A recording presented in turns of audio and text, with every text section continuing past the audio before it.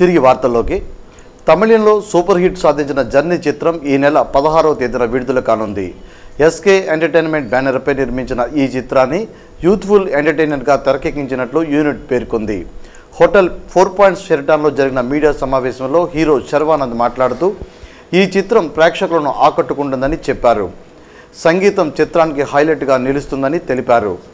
నటుడు అల్లరి నరేష్, చిత్ర నిర్మాత వంశీకృష్ణ, హాస్య నటుడు ఆలీ మాట్లాడుతూ ఈ చిత్రం ఘన విజయం సాధిస్తుందని ఆశాభావం వ్యక్తం చేశారు.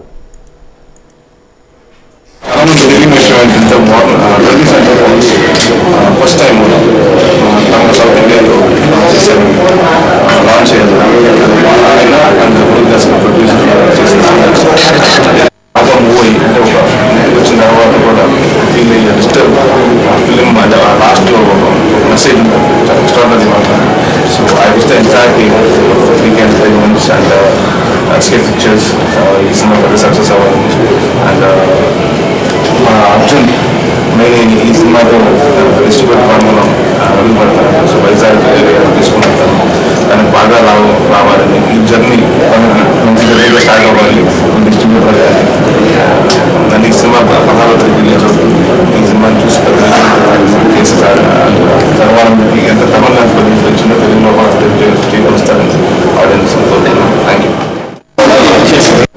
8 years of my journey, నాకు మంచి కథలు వచ్చినాయి, మంచి అవకాశాలు, డిఫరెంట్ క్యారెక్టర్స్ పోషించడానికి అవకాశాలు ఇచ్చారు. ఫిల్మ్స్ లైక్ కమ్యూన్, అందరి సంఘమైన ప్రస్థానం, ఇలా నన్ను ఇంట్లో చాలా బాగా అందించారు. నా జర్నీ ఇలా సాగుతూ వచ్చింది. అండ్ ఈ జర్నీ గురించి చెప్పాలంటే ఈ సినిమా జర్నీ పర్ఫార్మెన్సెస్ చిన్న క్యారెక్టర్, ప్రతి ఒక్క క్యారెక్టర్ హీరో లేకపోతే ఒక క్యారెక్టరే కనపడడం తప్పితే it's a very naturalistic film. And ప్రతి ఒక్క యాక్టర్ రైట్ ఫ్రమ్ చిన్న పెద్ద ప్రతి ఒక్కరు అద్భుతంగా చేశారు performance through out the film. And మూడోది వచ్చి మ్యూజిక్, ఇంట్లో 5 పాటలు ఉన్నాయి. అండ్ ప్రతి పాట ఏదో సినిమాలో కూడా ఏదో పెట్టాలి కదా అని పెట్టే పాటలు ఏమీ ఉండవు. ఆ సినిమాకి ఆ కథకి ఏం అవసరం, ఆ కథకు తగ్గట్టు ఉన్న పాటలే. తమిళ్లో super duper hit journey cinema, తెలుగులో కూడా అలానే ఆదరిస్తారని కోరుకుంటున్నాను. ఇండియా పోయింది అది ఒక తమిళ ఫిల్మ్. అందులో హీరోలు నేను లీడ్ రోల్ శర్వానంద్, ఒక హీరో, ఇంకొక అబ్బాయి తమిళ అబ్బాయి, ఇద్దరు కలిసి సినిమా చేసినప్పుడు ఎంత పెద్ద హిట్ అయిందంటే సూపర్ డూపర్ హిట్ అయింది. సపోజ్ ఇప్పుడు అందరికీ చెప్పకూడదు, అయినా సినిమాకి చెప్తున్నారు వాళ్ళు ఒక 6 కోట్లు ఖర్చు పెడితే వాళ్ళకి ఒక 40 కోట్లు ఖర్చు చేసింది ఆ సినిమా. అంటే రిపీట్ అయింది ఆ సినిమాకి. సో దాన్ని తెలుగులో డబ్బింగ్ చేసి జర్నీ అని ఒక టైటిల్ పెట్టి, అంటే సేఫ్ జర్నీ అవ్వాలి ఈ జర్నీ అని చెప్పేసి నేను అనుకుంటున్నాను.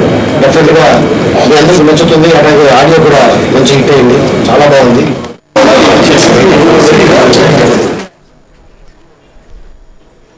ఎన్కోర్ ఈవెంట్స్ సంస్థ విశాఖలో తొలిసారి న్యూ ట్రెండ్స్ ఎగ్జిబిషన్ నిర్వహిస్తున్నట్లు నిర్వాహకురాలు శాంతి చెప్పారు.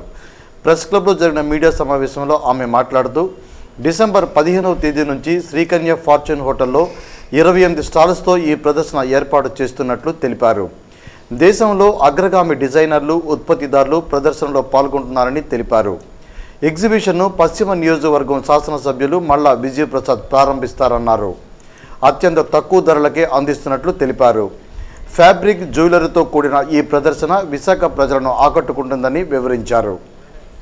సో ఎన్కోర్ ఈవెంట్స్ అనేది నాట్ ఓన్లీ ఎగ్జిబిషన్స్ కౌన్సిలింగ్ అన్ని రకాల ఈవెంట్స్ ఆర్గనైజ్ చేయడం జరుగుతుంది. టోటల్ ఆల్ ఓవర్ ఏపీలో ఇప్పటి వరకు మేము ఏపీ మొత్తం స్ప్రెడ్ అయి ఉన్నాము. సో ఫస్ట్ టైం విశాఖపట్నంలో చేస్తున్నాము. ఈ షో యాక్చువల్గా ముఖ్య ఉద్దేశం ఏంటంటే, మా కంపెనీ ముఖ్య ఉద్దేశం ఏంటంటే నాట్ ఓన్లీ మెట్రోపాలిటన్ సిటీస్కి మాత్రమే కాకుండా ఈ ఎగ్జిబిషన్స్ అనేవి బీటౌన్ సిటీస్ అంటే విశాఖపట్నం లాంటి మేజర్ సిటీస్ కూడా, అండ్ దెన్ మేజర్ సిటీస్ నుంచి మైనర్ సిటీస్కి కూడా మేము ఇంట్రడ్యూస్ చేయడం మా ఉద్దేశము. దీంట్లో ఏంటంటే మనకి వివిధ రకాల ప్లేసెస్ నుంచి మనకి మంచి డిజైనర్స్ వస్తున్నారు, టాలీవుడ్కి డిజైన్ చేసే డిజైనర్స్ వస్తున్నారు. యాజ్ వెల్ యాజ్ ఏంటంటే ఈ డిజైనర్ వేర్ అనేది కానివ్వండి, లేకపోతే వీవర్స్ని కానివ్వండి ఇంట్రడ్యూస్ చేయడానికి రీజన్ ఏంటంటే మనకి డైరెక్ట్గా ఎవరైతే బయర్ ఉన్నారో వాళ్ళు డైరెక్ట్గా తక్కువ ప్రైస్కి తక్కువ మార్జిన్తో పర్చేస్ చేయడం అనేది యాక్చువల్గా దీని ముఖ్య ఉద్దేశం. ఈ టోటల్గా 29 స్టాల్స్ని మేము ప్రదర్శించడం జరుగుతుంది. 29 స్టాల్స్ కూడా ప్రతి ఒక్క స్టాల్కి ఒక్కొక్క సపరేట్ ఎంటిటీ ఉందండి. సపరేట్ ఎంటిటీ అంటే ఈచ్ అండ్ ఎవ్రీ స్టాల్ కూడా ఇండివిజువల్. మీకు ఒక స్టాల్లో దొరికే ఐటమ్ ఇంకొక స్టాల్లో దొరకదు. అదే మనం షాప్కి వెళ్ళి పర్చేస్ చేయాలంటే చాలా ఎక్స్పెన్సివ్ ఉంటుంది. వేరాజ్ వీళ్ళు మ్యానుఫ్యాక్చరర్స్ కాబట్టి మ్యానుఫ్యాక్చరర్స్ ప్రైస్కి జనరల్గా హోల్సేలర్ అయితే ఏ ప్రైస్కి అయితే వస్తారో ఆ ప్రైస్కి కస్టమర్స్ తీసుకోవడానికి కస్టమర్స్కి ఇక్కడ లభిస్తుంది.